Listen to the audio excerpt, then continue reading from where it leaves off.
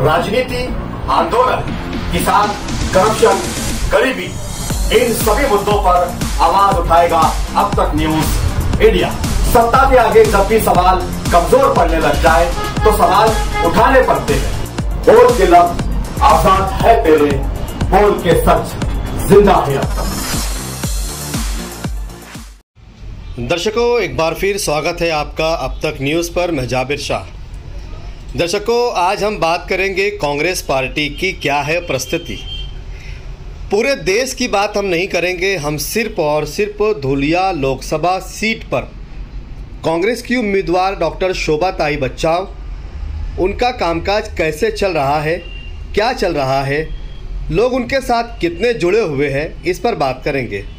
तो दर्शकों, सबसे पहले हम आपको ये बता दें कि डॉक्टर शोभा दिनेश बच्चाव जहाँ कहीं भी प्रचार के लिए दिखाई दे रही हैं, जा रही है, वहाँ उनके साथ 2 से 4 लोग ही दिखाई दे रहे हैं।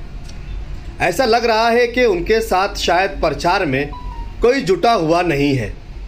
जिस गांव में भी वो प्रचार के लिए जा रहे हैं, उस गांव का कोई भी जवाबदार व्यक्ति उनके साथ दिखाई नहीं देता है, या उनके साथ जो गाड़ियों का काफिला निकलता है वो गाड़ियों में भी गिने चुने सर दिखाई देते हैं, शायद वो भी जो मालेगांव धुलिया लोकसभा से जिनका ताल्लुक़ ना हो।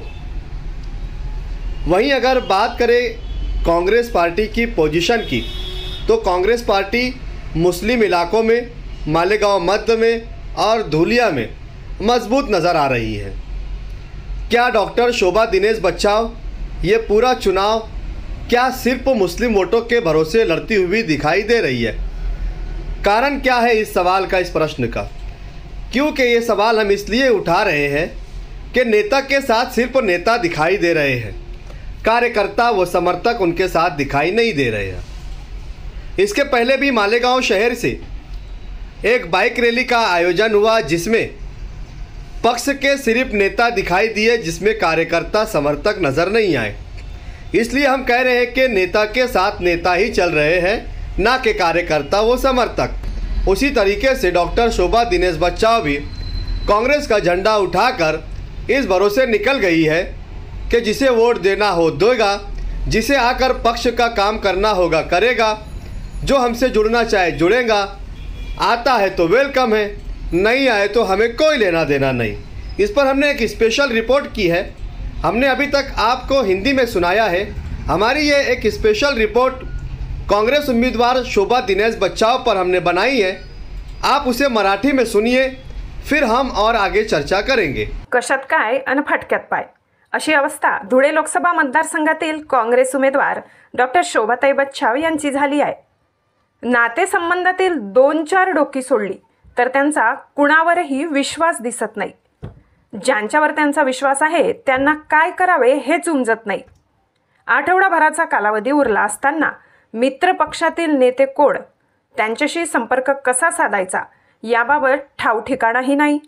ज्या मुस्लिम मतदारांच्या बळावर निवडून येण्याचे दिवास्वप्न पाहिले जात आहे, त्यांना मोदी द्वेषाच्या भूलभुलैयात अडकवले जात आहे।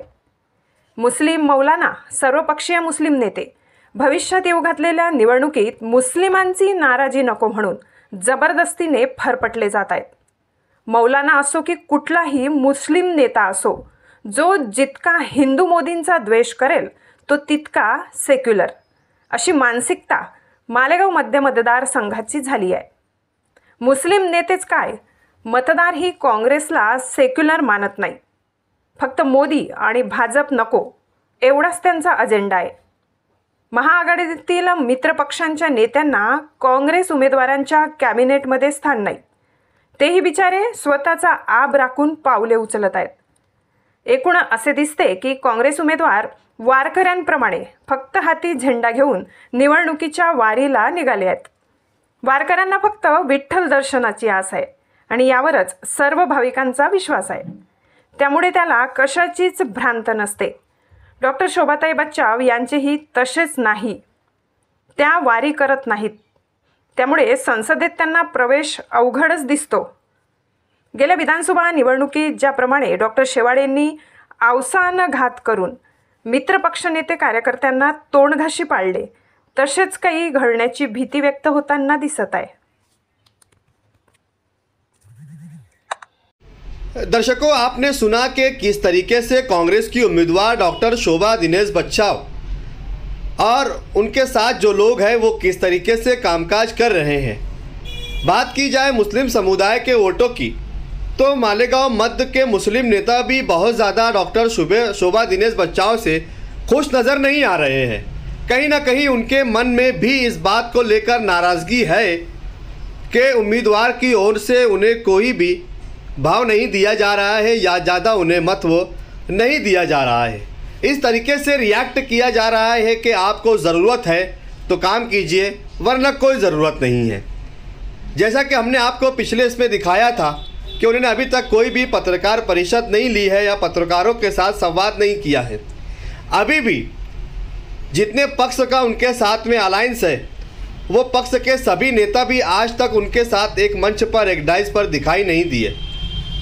तो वहीं अलग अलग पार्टियों के समर्थन भी कहीं उनके साथ नज़र नहीं आ रहे।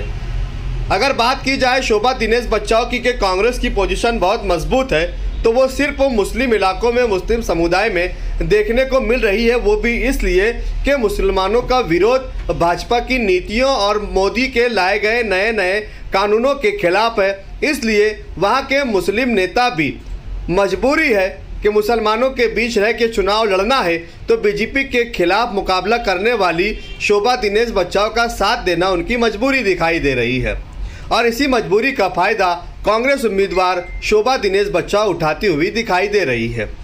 आपको क्या लगता है, हमारी ये रिपोर्ट कितनी सत्य है? आप हमें कमेंट बॉक्स में ज़रूर बताइए और अगली खबर के लिए तैयार रहे कि कांग्रेस की क्या है इस उम्मीदवार की नीति, किस तरीके से काम कर रही है और नेता के साथ सिर्फ और सिर्फ नेता ही क्यों दिखाई दे रहे हैं। आम जनता, वो समर्थक, वो कार्यकर्ता इनके साथ क्यों नहीं दिखाई दे रहे हैं। इस पर भी अगली खबर में बहुत सारी चीज़ों का खुलासा हम करेंगे, आप तक पहुंचाने की कोशिश करेंगे, आपको दिखाएंगे। आप देखते रहिए, जुड़े रहिए अब तक न्यूज़ इंडिया के साथ। अगर आपने अभी तक अब तक न्यूज़ इंडिया को सब्सक्राइब नहीं किया है तो बेल आइकन को प्रेस कर दे और सब्सक्राइब का बटन ज़रूर दबा दे ताकि हमारा हर वीडियो आपको मिलता रहे। फिर मुलाकात करूंगा किसी नए सवाल के साथ, नए मुद्दों पर।